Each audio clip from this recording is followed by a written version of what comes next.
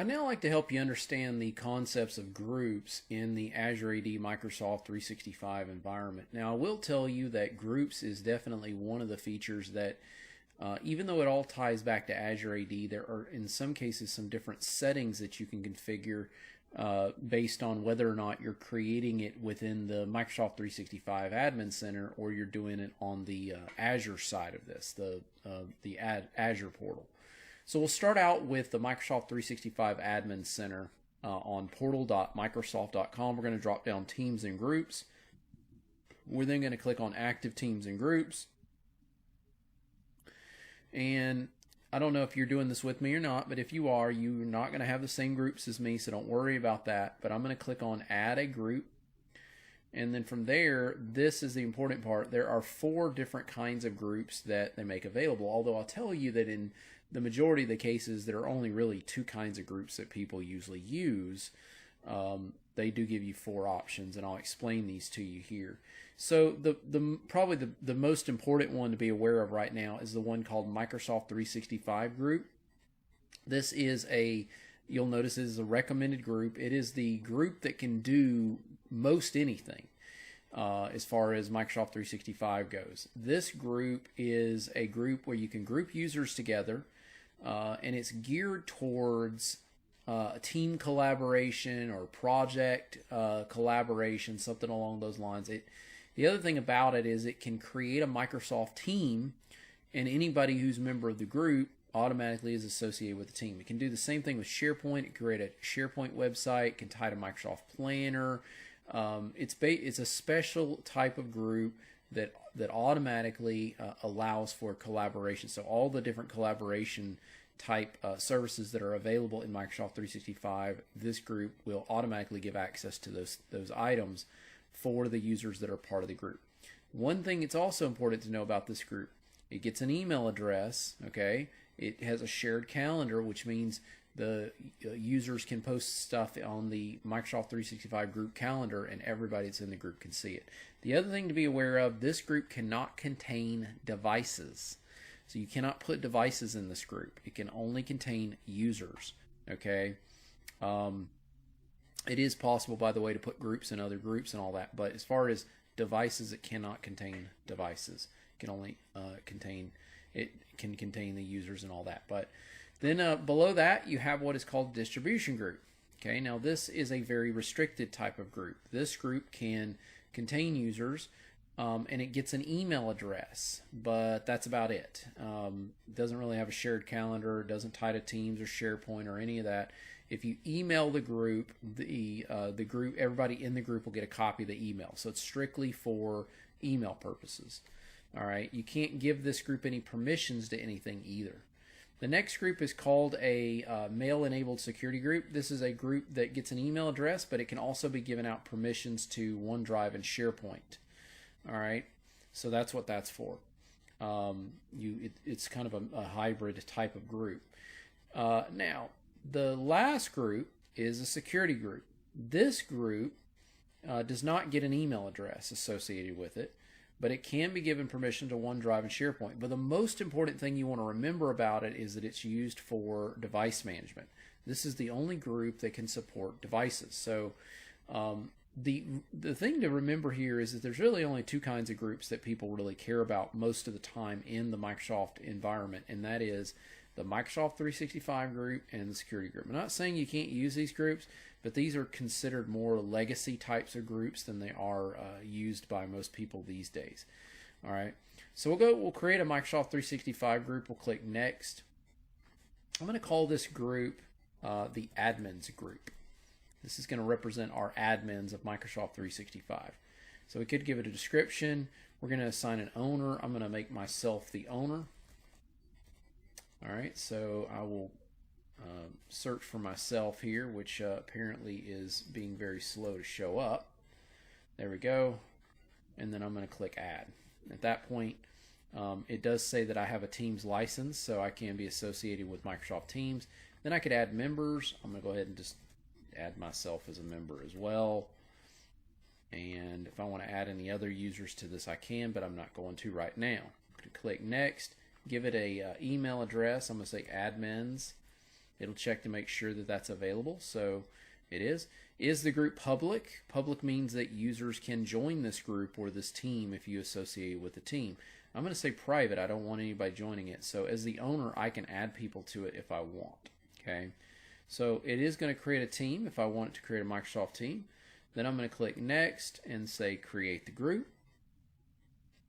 And it's going through the process now of creating the group. All right, now that that's done, I can hit close and the group should show up in the list here. There it is, admins. Now check this out. It does have a team associated with it. So if I actually jump over to portal.office.com and go to, this is again the user portal. If I open up Microsoft Teams, I should see that the team is there, and anybody, of course, that is a member of this would have this team available. And there it is right there. So as a user, I could start a conversation with any other admins that are part of this. And this is a private group, so only members of the group would actually see it. All right. So that is how we can create a group. The other thing I will tell you here is that you're going to notice that it says membership type is assigned. So the group type says assigned. Now you may not know what that exactly means yet, but you're about to. I'm about to explain it. And the thing that's important of note here is that with this group, it being what's called an assigned group, there is no option here to switch it to anything other than an assigned group. An assigned group essentially is a group that people can be a member of only if somebody manually puts them in the group, like the group owner.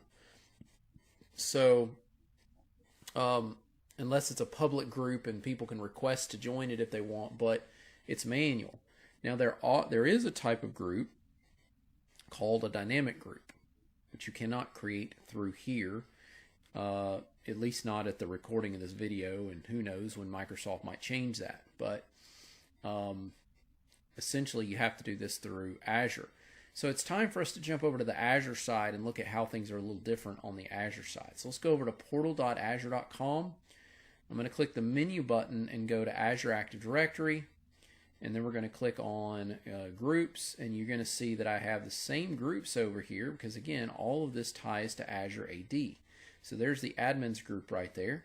Although there is a few other groups here that I've created separately in some of my various other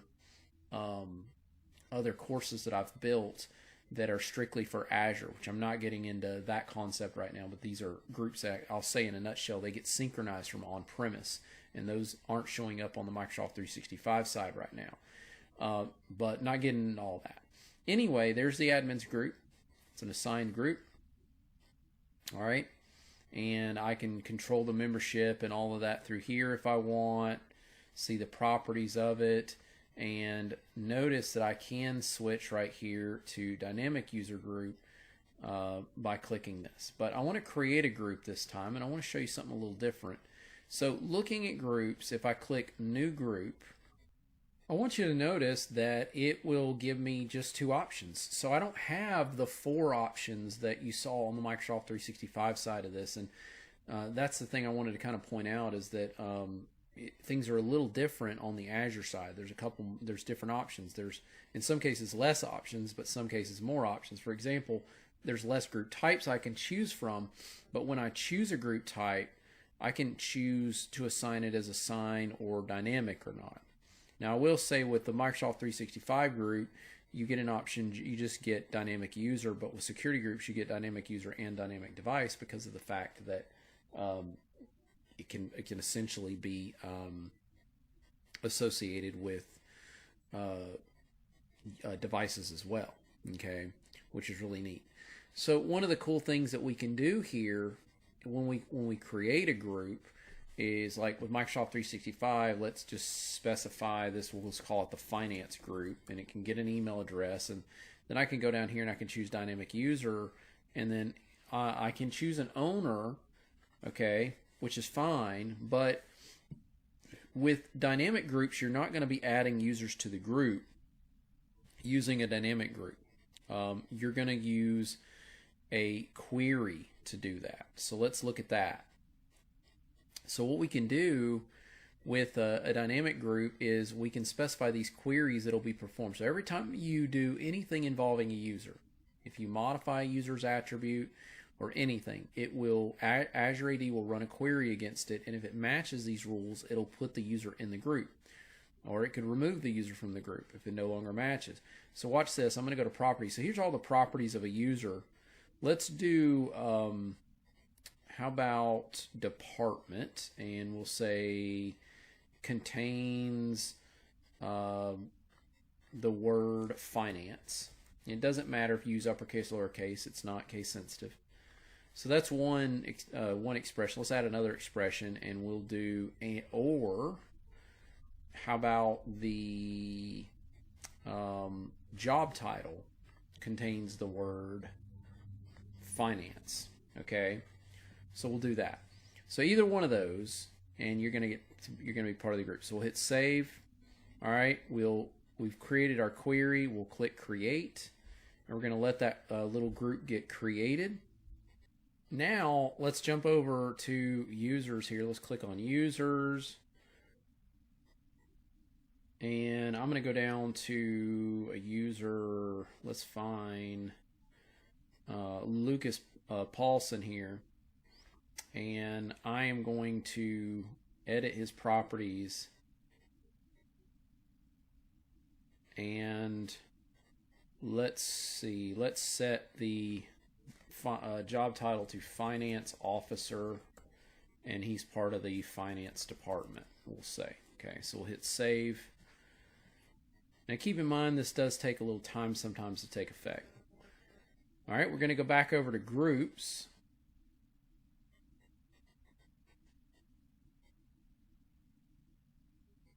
All right, and we will scroll down to finance, and we will look at members,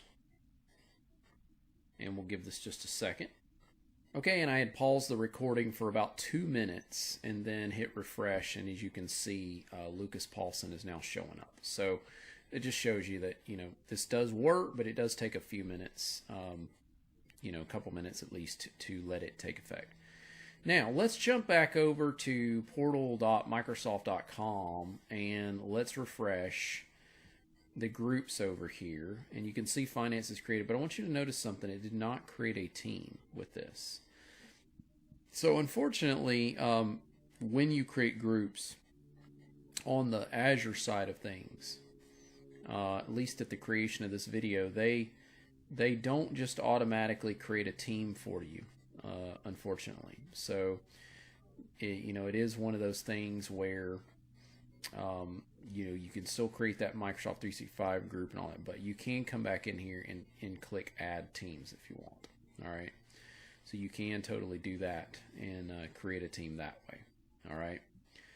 All right, well, hopefully now you have a much better understanding of the different kinds of groups and how we can create the groups.